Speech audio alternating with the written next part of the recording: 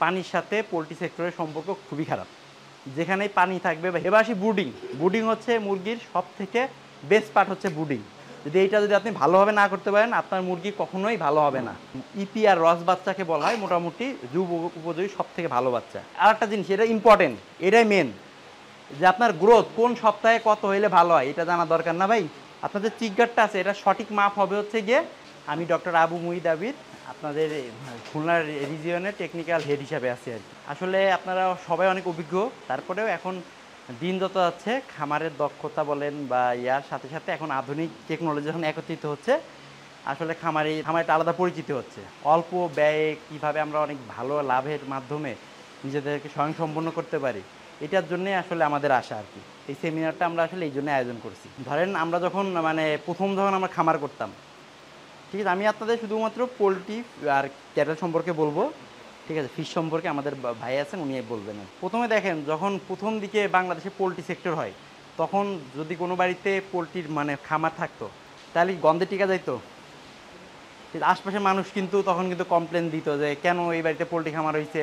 দেখেন ইউনিয়ন পরিষদে কমপ্লেন গেছে, পৌরসভাতে কমপ্লেন গেছে, না আপনার পোলট্রি খামার নষ্ট করতে হবে, এখানে হওয়া যাবে না। তো দিন যত গেছে কি হয়েছে, টেকনোলজি আসছে নতুন নতুন। এখন বাড়ির ভেতরে 10টা খামার থাকলেও দেখা যায় যে গন্ধটা পাশের বাসায় যাচ্ছে না আর কি। এটা কী জন্য হয়েছে? এটা হয়েছে উপযুক্ত পরিকল্পনা, তারপর হচ্ছে গিয়ে উপযুক্ত প্ল্যানিংয়ের মাধ্যমে যখন খামারটা করা হয়েছে। খামারি ধরেন একটা দক্ষ খামারি, আমরা তো আগেও মুরগি পালছি না, পরিকল্পনার মাধ্যমে আমরা মুরগি পালা শুরু করছি। তখন থেকে দেখা গেছে কি একটা পোলট্রি শিল্পের বিপ্লব আসছে। আমরা এটাকে একটা ব্যবসা হিসাবে ধরছি এবং দেখা গেছে যে এর মাধ্যমে একটা জীবিকারও একটা সুষ্ঠু সুন্দর একটা উপায় চলে আসছে আর কি। আসসালামু আলাইকুম রহমতুল্লাহ। আমার হাতে যে ফলটা দেখতে পাচ্ছেন এইটা সেই করচল ফল, যে ফল একটা ফলে 10টা কেমন কাজ করে। করচলের পাতা এর জন্য খুবই উপকারী একটা জিনিস। পাশে আছে আমাদের এই গাছ, আপনারা অনেকেই সেবন করেছেন। আপনারা আমাদের কাছ থেকে চাইলে করচল ফল, করচল পাতা, করচল গাছ ক্রয় করতে পারেন। আমাদের যে স্ক্রিনে যে নাম্বার থাকবে এই নাম্বারে আপনারা যোগাযোগ করবেন, তাহলে আপনারা এই করচল ফল সংগ্রহ করতে পারেন, তাই না? এটাই হচ্ছে গিয়ে বিজ্ঞানের সৌন্দর্য। এখন ধরেন আপনি খামার করবেন, এখানে ধরেন অনেক খামারি, পোলট্রি খামারি কয়জন আছেন ভাইয়া দেখি একটু? পোলট্রি খামারি কে কে আছেন? একজনই? আচ্ছা আচ্ছা। ধরেন ভাইয়া আপনারা এখন খামার করবেন, হ্যাঁ, খামারের জন্য প্রথমে কি দেখতে হয়?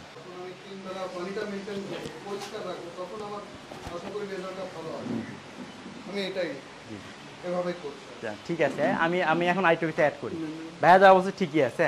এখন প্রথমে আমাদের দেখতে হবে যে জায়গাটা কেমন, ঠিক আছে। অবশ্যই জায়গাটা একটু উঁচু জায়গা হইতে হবে। এর কারণ ধরেন পোলট্রি তো অনেক ধরনের রোগ হয়, তাই না? ব্রয়লার মুরগি জাতগতভাবে এমনি একটু দুর্বল স্বভাবের হয়।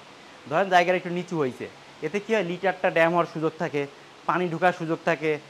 অন্যান্য জীবজন্তু সাধারণত নিচু জায়গাতেই বেশি ঢোকার চেষ্টা করে, উঁচু জায়গাতে একটু কম যাওয়ার চেষ্টা করে। এতে হয় কি, সব দিক থেকে একটা খামার একটা ঝুঁকির মুখে পড়ে যায়। জায়গাটা যখন উঁচু হবে তখন মনে করেন বাতাস চলাচলও কিছুটা ভালো হবে আর কি। প্রথমে তাহলে আমাদের এমন একটা জায়গা সিলেক্ট করতে হবে যেটা একটু রাস্তার থেকে একটু নিরিবিলি জায়গায় হয় যেন, একটু ধরেন উঁচু জায়গায় হয় যেন, এবং যেখানে পানি ঢোকার বা বের হওয়ার চান্স কম থাকে। পানির সাথে পোলট্রি সেক্টরের সম্পর্ক খুবই খারাপ। যেখানেই পানি থাকবে বা হিউমিডিটি বেশি থাকবে ওইখানেই ধরেন বিভিন্ন ধরনের জাম চলে আসবে এবং পোলট্রি মুরগিতে অনেক বেশি এফেক্ট করে। সেটা যদি ব্রয়লার মুরগি হয় তাহলে তার গ্রোথে এফেক্ট করবে, সোনালি মুরগি হলে অনেক সময় কক্সিডিয়ার এফেকশন অনেক বেশি আসে, আর লেয়ার মুরগি হলে তার প্রোডাকশন হ্যাম্পার করবে। তো এই ক্ষেত্রে আমরা কি করব, তাহলে জায়গাটা একটু উঁচু জায়গায় নেওয়া ভালো হবে। হ্যাঁ, আমি উঁচু জায়গায় তো নিলাম, এখন তাহলে কোন মুখী দিলে ভালো হবে খামারটা সব সময় আপনার হচ্ছে পূর্ব পশ্চিম বরাবর লম্বা হইতে হবে। হ্যাঁ, আর উত্তর দক্ষিণ বরাবর চওড়া হইতে হবে। এর কারণ বাতাস সাধারণত দক্ষিণ বা উত্তর দিক থেকে প্রবাহিত হয়। তো এই জন্য যাতে গ্যাসটা প্রপারলি বেড়ে যেতে পারে, ঘরে তো মুরগির পায়খানা পড়বে, লিটার ড্রপিংয়ের মাধ্যমে একটা গ্যাসের সৃষ্টি হয় না, এটাতে সুন্দরভাবে বের হয়। এই জন্যে সবসময় মাথায় রাখতে হবে আমাদের উত্তর দক্ষিণ বরাবর চওড়া হইতে হবে, এবং চওড়াটা সাধারণত 20 থেকে 25 ফিটের মধ্যে হইলে সব থেকে ভালো হয়। কত ফিট হইলে? চওড়াটা 20 থেকে 25 ফিট। তারপর আপনার মুরগির সংখ্যা অনুযায়ী আপনি লম্বা করেন। লম্বা করলে কোনো সমস্যা নেই, জায়গা থাকলে আপনি লম্বা করতে পারবেন, কিন্তু পর্যাপ্ত জায়গা আপনাকে দিতে হবে, বাতাসটা বের হয়ে যাইতে পারে। যখন বাতাসটা বের হয়ে যাবে, ধরেন আপনাকে একটা বদ্ধ জায়গায় রাখা হয়েছে, ওইখানে অ্যামোনিয়া গ্যাস বা প্রচণ্ড গ্যাস আসতেছে, নাকে ঝাঁঝালো গ্যাস লাগতেছে, তখন কি আপনার মাথা ঠিকমতো কাজ করবে? তাহলে সেম দুনিয়ার সব জীবজন্তুর জন্য একই রকম। তো পোলট্রির ক্ষেত্রেও তখন কি হয়, গ্রোথটা আসে না, বিভিন্ন রোগ আসে, অফ ফিড মানে খাওয়া দাওয়া অফ করে দেয়, মুরগি আস্তে আস্তে দুর্বল হয়ে মারা যাওয়া শুরু করে। তো আমাদের প্রথম কাজ কি করতে হবে, যেন আমাদের বাতাস চলাচল সুন্দর হয়, যে গ্যাস যাতে না জমে এরকম একটা ব্যবস্থা করতে হবে যাতে ঘরটা সুন্দর হয়। দেন কি করতে হবে, দেন আমাদের খোঁজ করতে হবে ভালো বাচ্চা। ঠিক আছে, আগে ধরেন ব্রয়লার বাচ্চা আসতো, এর কয় দিনে কেজি হইতো, তখন দেখা যেত যে 2 কেজি হইতে হইতে 120 দিন, তারপর আসলে 90 দিন। ঠিক আছে, এটা খুব বেশি দিন আগের কথা বলতেছি না, 10 বছর আগে এরকমই ছিল বাংলাদেশে। কিন্তু দিন যত গেছে এখন ব্রয়লার মুরগি কয় দিন হচ্ছে ভাইয়া? হ্যাঁ, 28 থেকে 30 দিনে 2 কেজি হয়ে যাচ্ছে, তাই না? এটা কি জন্য হয়েছে? তার মানে জাতটাকে ইমপ্রুভ করা হয়েছে। মনে করেন যে এখন ধরেন ব্রয়লার পালতে হবে 30 দিন, তো এই জন্য একটা ভালো একটা জাত আপনাকে বেছে নিতে হবে। হ্যাঁ, বর্তমান বাজারে ইপি আর রস বাচ্চাকে বলা হয় মোটামুটি যুব উপযোগী সব থেকে ভালো বাচ্চা। আপনারা বাজারে আমার এই যে আফতাবের, ঠিক আছে, ইপি বাচ্চাটা আছে, এটা নিয়ে টেস্ট করে দেখবেন। ঠিক আছে, কত দুধ মানে যদি সঠিক খাবার পায় তাহলে সব থেকে সুন্দর গ্রোথ আসে। আর আপনাকে 30 দিনে 2 কেজির একটা মানে মোটামুটি একটা গ্যারান্টি দিয়ে যাইতে পারবে। তাহলে আপনি একটা ভালো একটা জাত সিলেক্ট করলেন। দেন আপনাকে কি করতে হবে, তারপরে আপনাকে অবশ্যই চিন্তা করতে হবে ভালো একটা খাবার। ঠিক আছে, ধরেন আপনি সুষম খাবার পাচ্ছেন না, ঠিক আছে, মুরগির তো আপনার মনে করেন যে আপনি ধরেন 10 দিন খাবার খাইলেন না ভালো মতো, পরে গিয়ে আপনার টাইমের লংজিবিলিটি অনেক বেশি জীবনের, তো আপনি পরে পুষাই নিলেন জিনিসটা। কিন্তু মুরগির তো তা না, মুরগির লাইফ সাইকেলই ছোট। 30 দিনের লাইফ সাইকেল রাখছি আমরা, মানে প্রত্যেক দিন মনে করেন 100 গ্রামের উপরে বাড়তেছে। যদি মনে করেন একদিন আপনি ঘাটা দেন, তাহলে ওই মুরগি কি বাড়বে? বাড়বে তো না। তাইলে আপনাকে একটা সুন্দর একটা খাবার চয়েস করতে হবে। এই ক্ষেত্রে আমাদের আফতাব কি করতেছে, আপনাদের আফতাবের সঙ্গে আরেকটা কথা বলি, আফতাব কিন্তু আপনার ধরেন মানে ব্যবসায়িক প্রতিষ্ঠান না। আপনার অন্যান্য সব ফিড আছে, তারা কিন্তু ব্যবসায়ী। আফতাব ব্যবসায়িক প্রতিষ্ঠান না, আফতাব সেবামূলক প্রতিষ্ঠান। আপনাদের এই ফিডের জগতে যে পরিমাণ টাকা মানে পাচ্ছে, সেটা আফতাব কোম্পানি কি করতেছে, তার যে বিভিন্ন ট্রাস্ট আছে ট্রাস্টে দিচ্ছে, যেটা বিভিন্ন ধরেন এতিমখানা বলেন বা মাদ্রাসাতে যাচ্ছে, জহুরুল ইসলাম একটা মেডিকেল কলেজ আছে ওইখানে যাচ্ছে, যেখানে গরিব দুঃখীরা মানে অনলি 10 টাকায় এমবিবিএস ডাক্তার দেখাইতে পারে। তো এখান থেকে মালিক পক্ষ কোনো টাকা তোলে না। ঠিক আছে ভাই, তো আমাদের কোম্পানির এজেন্ডা খুবই সিম্পল, তারা চায় না যে এখান থেকে বিরাট অঙ্কের লাভ করতে হবে, তাদের একটা সীমিত আয় হইলেই চলতেছে। এবং তারা এই জন্য কী করছে, অন্যান্য সব কোম্পানি দেখবেন আরও দ্রুত রেজাল্ট দিচ্ছে, তারা কি করতেছে antibiotic growth promoter AGP use করতেছে। এজিপির নেগেটিভ ইম্প্যাক্টটা আপনাকে বলি, আপনি যখন এজিপি মানে করা ব্রয়লার মুরগিটা খাচ্ছেন, আগে ব্রয়লার মুরগি খাইলে কি অ্যালার্জির সমস্যা হইতো? এখন এজিপির জন্য হচ্ছে ওইটা আপনার মানে সেন্সিটিভিটি কাজ করতেছে, অ্যান্টিবায়োটিক সেন্সিটিভিটি আপনার শরীরকে দুর্বল করে দিচ্ছে। শেষ বয়সে গিয়ে আপনার শরীরে অ্যান্টিবায়োটিক মানে কাজই করবে না, জাস্ট এই এজিপি ইউজ করার জন্য। আফতাব এইগুলোর থেকে দূরে চলে আসছে, যেন আমরা যেহেতু আমরা একটা মানে নোবেল কজের জন্য আমরা খামারের কোনো ক্ষতি আমরা করব না। ঠিক আছে, এবং তারা মানে 11টা প্রিবায়োটিক প্রোবায়োটিক খাওয়া। প্রিবায়োটিক প্রোবায়োটিক হচ্ছে অ্যান্টিবায়োটিকের বিকল্প, বিভিন্ন ভেষজ প্রাণী প্রোটিন থেকে তৈরি করা হয়। ঠিক আছে, তো এটা এই জন্যই আনতেছে যাতে আমাদের শরীরের কোনো ক্ষতি না হয়, এবং আমরা প্রাউডলি বলতে পারি যে আমরা যা দিচ্ছি সেটা আমি নিজে খাইতে পারবো। এবং আমি এখনও আমার বাসায় একটা 3 বছরের বাচ্চা আছে, আমি আমার খামার থেকে মুরগি নিই। ঠিক আছে, মুরগি কিনে নিই যাতে আমি সেফ থাকতে পারি কিছুটা। বাজারের গ্যারান্টিতে দিতে পারবো না, কিন্তু আমি আমার ফিডের গ্যারান্টি দিতে পারবো ভাই। তো এই ক্ষেত্রে আফতাব আপনাকে একটা বেস্ট ফিড অফার করতেছে। ঠিক আছে, এবং আমাদের ফিডে এত দামি দামি প্রোবায়োটিক ইউজ করার জন্য আপনার গ্রোথটাও কিন্তু 30 দিনে চলে আসতেছে 2 কেজি। তো আমরা আশা করি আপনারা সবাই আফতাব ফিডের সাথে থাকেন। এবার আসি খামার প্রিপারেশন। খামার প্রিপারেশন তো জানেন যে 10 দিনে একটা সাইকেল মেনটেন করবেন। প্রথমে ধরেন ব্লিচিং পাউডার, কাস্টিক সোডা, তারপর হচ্ছে গিয়ে আপনার বিভিন্ন ধরনের হচ্ছে জীবাণুনাশক দিয়ে আপনি খামারটাকে ধুবেন। হ্যাঁ, পটাশ আর হচ্ছে চুন মিশ্রিত পানি দিয়ে খামারটাকে ছিটাই রাখবেন, এবং 14 দিন পরে আপনি জাস্ট তারপরে মুরগিটা তুলতে পারবেন। এবার আসি বুডিং হচ্ছে মুরগির সব থেকে বেস্ট পার্ট হচ্ছে বুডিং। যদি আপনি ভালোভাবে না করতে পারেন, আপনার মুরগি কখনোই ভালো হবে না। ঠিক আছে, এই জন্য কয়েকটা জিনিস দেখতে হবে। হ্যাঁ, আপনার যে উপরে যে হুপারটা আছে, হ্যাঁ, হুপারটাতে কী পরিমাণ তাপ দেওয়াই তো বুডিংয়ের মেন কাজ না, কি পরিমাণ তাপ দিলে ভালো হয়। এটা বলা হয় গরমকালে পার বার্ডের জন্য 1 থেকে 2 ওয়াট গরমকালে পার বার্ড।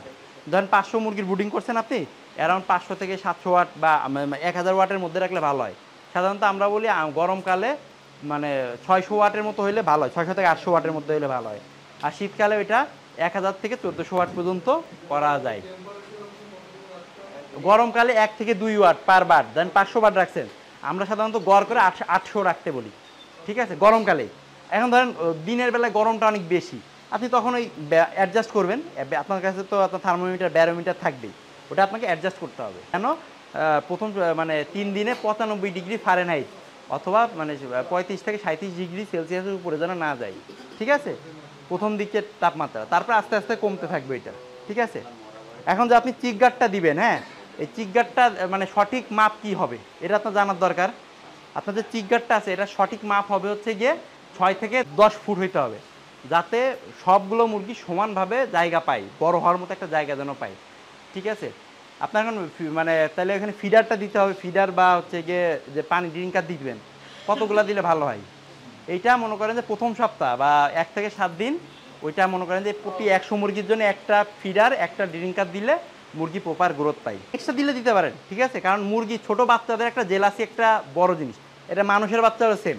ছোট বাচ্চা কোনো কিছু শেয়ার করতে জানে না ভাই, ঠিক আছে? তখন আপনার এই জিনিস বেশি থাকে, তখন দেখা যায় যেগুলো সবল বাচ্চা থাকে, দুর্বল বাচ্চাগুলো কম থাকে, দুর্বল বাচ্চাগুলোকে দূরে সরাই নিচ্ছে। এতে কি হয়, মানে দুর্বল বাচ্চাগুলো আসলে ক্যাট হয়ে যায়, তাই না? এই জন্য আপনি যত পারবেন যেন আপনি একটু সুন্দর ভালো মতো ইয়াটা দিতে দিতে পারেন, যেন জায়গাটা দিতে পারেন বা খাবার পাত্র পানি পাত্র দিতে পারেন, এটা ইনশিওর করবেন। এবং ধরেন তাপ যদি বেশি হয় তাহলে দেখবেন মুরগির বাচ্চাগুলো চারদিকে ছড়াই ছিটাই আছে, মানে তাপের নিচে আসতেছে না, মানে বাল্বের নিচে। হ্যাঁ, আর তাপ যদি কম হয় তাইলে একদম বাল্বের নিচে এসে জ্বর হবে। দুই ক্ষেত্রে পাইলিং হয়, এতে কি হয় মুরগির বাচ্চাগুলো দুর্বল হয়ে যায় এবং মুরগির বাচ্চার মর্টালিটি শুরু হয়। তো এক্ষেত্রে তাপটা মেনটেন করা অনেক জরুরি। যদি তাপ ঠিকমতো সব বাচ্চা পায় তাহলে দেখবেন সব জায়গায় বাচ্চাগুলো ছড়াই ছিটাই আছে।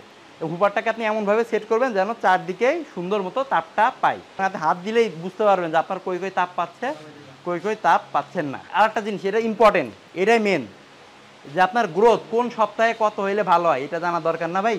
প্রথম সপ্তাহে প্রথম 7 দিনে মুরগির গ্রোথ হইতে হবে 180 থেকে 200 গ্রাম, খাবার খাইতে হবে 160 থেকে 180 গ্রাম। এখন কোশ্চেন আসে না যে 160 থেকে 180 গ্রাম খেয়ে কেমনে মুরগি 200 গ্রাম ওজন হবে? ওই যে যেদিন বাচ্চারা আসে 45 থেকে 50 গ্রাম একটা এক্সট্রা ওজন ক্যারি করতেছিল না, ওইটাই ঘাটতে ঘাটতে তখন কী হবে 160 থেকে 180 গ্রাম খেয়ে 180 গ্রাম থেকে 200 গ্রামের মতো ওজন হবে। যদি এরকম হয় আপনি ভাববেন যে প্রথম সপ্তাহে আপনার বাচ্চার মানে খাওয়া দাওয়া সব কিছু ঠিকঠাক আছে। নেক্সট আসতেছেন আপনি দ্বিতীয় সপ্তাহে। দ্বিতীয় সপ্তাহে এই খাবারের পরিমাণ হয়ে যাবে 550 থেকে 600 গ্রাম। এই ক্ষেত্রে মুরগির ওজন হইতে হবে 500 থেকে 520 গ্রামের মতো। যদি থাকে তাহলে আপনি বুঝবেন যে খাবার পাত্র পানি পাত্র মুরগির ঠিকঠাক আছে। এই ক্ষেত্রে তখন আপনাকে করতে হবে কি 50টা মুরগির জন্য একটা খাবার পাত্র একটা পানি পাত্র চলে আসবে দ্বিতীয় সপ্তাহে। হ্যাঁ, তৃতীয় সপ্তাহে গিয়ে আপনাকে দেখতে হবে যে হচ্ছে একটা মুরগির যদি আপনার মনে করেন যে 1000 থেকে 1050 গ্রাম হয় এবং খাবার যদি মনে করেন যে 1100 থেকে 1150 গ্রাম খায় বা 1200 গ্রাম পর্যন্ত খায়, তাহলে মনে করবেন তৃতীয় সপ্তাহে আপনার মুরগির গ্রোথটা ঠিকঠাক আছে, প্রপার আছে। হ্যাঁ, এবং এই ক্ষেত্রে মুরগির যে ড্রিঙ্কার ফিডার ড্রিঙ্কারের ইয়াটা ওটা চলে আসবে প্রতি 30টা মুরগির জন্য একটা ফিডার একটা ড্রিঙ্কার। এবং লাস্টে আসে চতুর্থ সপ্তাহে। হ্যাঁ, এটা চতুর্থ সপ্তাহে মুরগির ওজন হবে 1750 থেকে 1800 গ্রাম 28 দিনে। এটা মানে অ্যাকুরেট। 250 থেকে 2200 গ্রাম পর্যন্ত ফিট খাবে, তাহলে আপনার চতুর্থ সপ্তাহে এটা পারফেক্ট আছে, ঠিক আছে? এটা আপনার পরিমাপ করতে হবে। এবং এন্ড অফ দ্য ডে যদি আপনার মানে মুরগি আপনি ধরেন 32 দিন নাগাদ 2 কেজি হয়ে যায়, তাহলে আপনি চিন্তা করবেন যেন আপনার মুরগি একটা রাইট ট্র্যাকে আছে। যদি এর কম হয়ে যায় তাহলে আপনি বুঝবেন আপনার মুরগিতে সমস্যা হচ্ছে। এখন ভ্যাকসিন, 4টা ভ্যাকসিন দিতে হয় মুরগির। এটা বলে আমি মোটামুটি ক্লোজ করতেছি। 4টা ভ্যাকসিনের মধ্যে প্রথম হচ্ছে রানীক্ষেত 1 থেকে 3 দিন, তারপরে দিবেন গাম্বুরো। গাম্বুরোটা কয় দিনে দেন ভাই একটু বলেন তো? হ্যাঁ হ্যাঁ, 7 দিনে। এটা রং কনসেপ্ট, ঠিক আছে? এটা ঠিক করে দেই। গাম্বুরো সবসময় 9 দিন থেকে 12 দিনের মধ্যে দিবেন। এর কারণ মুরগির বাচ্চা যখন ডিম থেকে আসে এমডিএ নামে একটা মানে ম্যাটারনাল ডিজিজ অ্যান্টিবডি নামে একটা অ্যান্টিবডি থাকে ওর শরীরে, যেটা 8 দিন পর্যন্ত অনেক স্ট্রং থাকে। তো 8 দিনের মধ্যে যদি আপনি গাম্বুরো ভ্যাকসিন দেন তখন হয় কি ভ্যাকসিনটা মূলত কাজ করে না। এই জন্য 9 থেকে 12 দিনের মধ্যে যদি আপনি ভ্যাকসিনটা দেন ভ্যাকসিনটা খুব ভালোভাবে বসে এবং কাজ করে। সেকেন্ড ডোজটা কখন দিবেন? 9 দিনে যদি দেন ঠিক তার 7 দিন পরে 16 দিন, যদি 10 দিনে দেন 7 দিন পরে 17 দিন, এই 7 দিন মেপেই দিবেন, তাহলে গাম্বুরো বুস্টার ডোজটা সবচেয়ে ভালো কাজ করে। আর লাস্টের যে ভ্যাকসিনটা আছে ওইটা 23 দিন থেকে মানে 21 দিন থেকে 23 দিনের মধ্যে দিলেই হবে। লাস্টের যে রানীক্ষেতটা আছে। এই গেল মোটামুটি পোলট্রির ব্যাপারে, ঠিক আছে? মানে ব্রয়লার বাদে আর কোনো মুরগি পালেন কেউ সোনালি বা লেয়ার, মোটামুটি পালার কনসেপ্ট সবই সেম। হ্যাঁ, সোনালিতে আপনার 2টা জিনিস খেয়াল রাখতে হবে। সোনালিতে বসেন, সমস্যা নেই।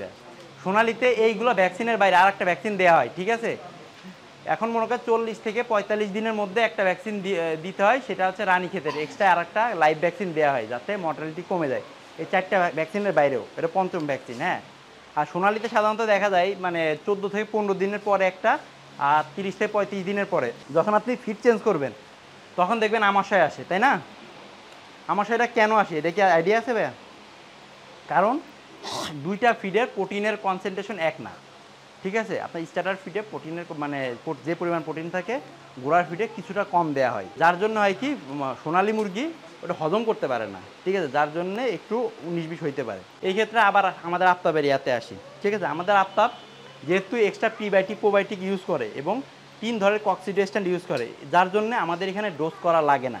আমরা সবাই জানি কক্সিডিয়ার ডোজ করতে একটা হিউজ একটা খরচ হয়, এবং সোনালী মুরগিতে একবার যদি কক্সিডিয়া হয় তাহলে মনে করেন যে প্রতি ইয়াতে 100 থেকে 200 গ্রাম ওজন কিন্তু ঘেটে যায় মুরগি, ঠিক আছে? তাহলে আপনি হিসাব করেন 100 থেকে 200 গ্রাম লাস্টে বিক্রির সময় যদি আপনি পারবার হিসাব করেন তাহলে কত হয়, ঠিক আছে? প্রায় মানে আপনার 30 থেকে 40 হাজার টাকা লস হয়ে যায়, আর ওষুধের খরচ তো তার উপরে আছেই ভাই। তো এই ক্ষেত্রে আমাদের আফতাব ফিড কী করে, একটা কক্সিডিয়াস্ট্যান্ট ইউজ করে, যার জন্য কি হয় যে হচ্ছে গিয়ে ফিড যখন চেঞ্জ হয় যদি আপনি মিশাই খাওয়ান অ্যাটলিস্ট 5 দিনে একটা গ্যাপ নেবেন, 20%, 40%, 60%, 80% যদি মিশাই খাওয়ান তাহলে আপনার এই কক্সিডিয়ার যে সমস্যাটা আছে এটা সাধারণত আসে না। তো এই ক্ষেত্রে কি হবে, আপনার ধরেন এই যে 40,000 60,000 টাকা যে বেঁচে গেল, এটা আপনার জন্য কিন্তু একটা মূল্যবান একটা অ্যাসেট হিসাবে তৈরি হলো। এখন কিন্তু ধরেন সোনালিতে জাতের উন্নয়ন হয়েছে অনেক, এখন hybrid, super hybrid, El Clasico অনেকগুলো জাত আসছে না? এইগুলোর কি হয়েছে, এইগুলো মনে করেন যে দিন যাচ্ছে এগুলোর খাবারের চাহিদা কিন্তু অন্যরকম হয়ে যাচ্ছে, এগুলো ব্রয়লারের মতো খাবার খায়। এই ক্ষেত্রে কি করতে পারেন, আমাদের সফল ফিডটা আছে, ঠিক আছে? আমাদের সফল ফিডটা সোনালিতে অনেকটা ব্রয়লারের মতো মানে সুন্দর মানে মানে একদম জাদুর মতো কাজ করবে, ঠিক আছে? এই ক্ষেত্রে ধরেন আপনারা দেখবেন এমনিতে সোনালির অরিজিনাল এক্সআর 2.2 থেকে 2.4 হয়, এই ক্ষেত্রে আমাদের সোনালির এই সফল খাবারটা খাওয়ান 1.8 থেকে 2-তে চলে আসবে একদম, যাতে দেখা যাবে আপনার আরও 20,000 টাকা এক্সট্রা মনে করেন যে আপনি লাভ পাচ্ছেন, ঠিক আছে? এটা খাবারের কস্টিং বা বেশি হওয়ার পরেও আপনার আরও 20,000 টাকা আপনি এক্সট্রা কস্টিং পাবেন। 40 থেকে 45 দিনে মুরগিটা রেডি হয়ে যাচ্ছে। তো আমি আসলে আজকে সময় কম, তো আমি যতদূর পারছি মানে আমার জ্ঞান থেকে আমি বলার চেষ্টা করছি, তারপরে আপনারা সবাই দক্ষ খামারি, ঠিক আছে? তা এরপরে ডিসকাশন হবে, আমি আমার ফোন নাম্বারটা দিয়ে যাবো আপনাদেরকে, কারো কোনো সমস্যা হইলে বা কোনো মানে কনসালটেন্সির প্রয়োজন হলে নিজের ছোটো ভাই মনে করে একটা ফোন দিবেন, কোনো সমস্যা নেই, মানে 24 ঘন্টা। হ্যাঁ হ্যাঁ, ওষুধ দিব, ঠিক আছে? টাকা আপনি এখানে দিয়ে গেলে আমি ওষুধ পাঠিয়ে দিব, কোনো সমস্যা নেই ভাই। ঠিক আছে, আমি আমার বক্তব্য শেষ করতেছি। আসসালামু আলাইকুম। হ্যাঁ, দোয়া রাখবেন।